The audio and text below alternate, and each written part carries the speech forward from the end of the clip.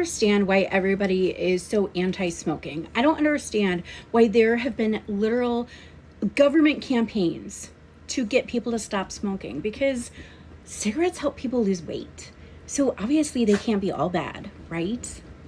This is what some of y'all sound like when you try and defend certain Christian marriage books, especially books like Love and Respect or the 5 Love Languages. Just because you don't understand how they could potentially harm someone and you think that they helped you in your marriage does not mean that they don't cause harm in other marriages. So let's talk about why love languages are problematic.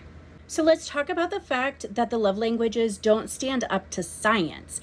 This is an article that says we were skeptical about the love languages idea, so we decided to review the existing studies on it.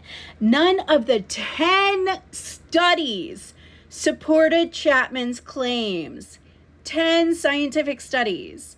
Did you know Chapman didn't base any of this book on science? It was just his own idea. And just to give you a quick rundown on the actual issues with the book, one of them is right here. Because the male is physically pushed to have release on a somewhat regular basis, he may automatically assume that is his primary love language. He tells you the issue with the book in his own book. Well, first of all, just because a man thinks that he wants release on a regular basis doesn't mean that he needs release on a regular basis. And also, Chapman in the book, like in this section, is claiming that men need release every few days. That's not actually science-based, again.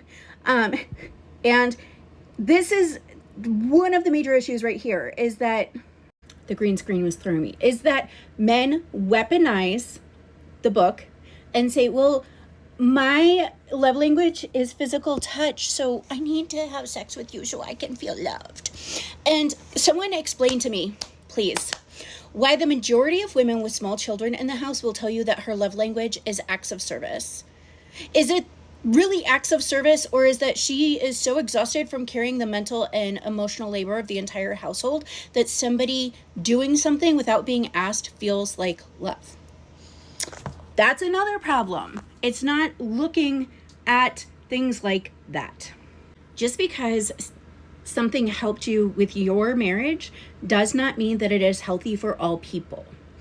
And it's like saying cigarettes helped you lose weight, so they can't be all bad.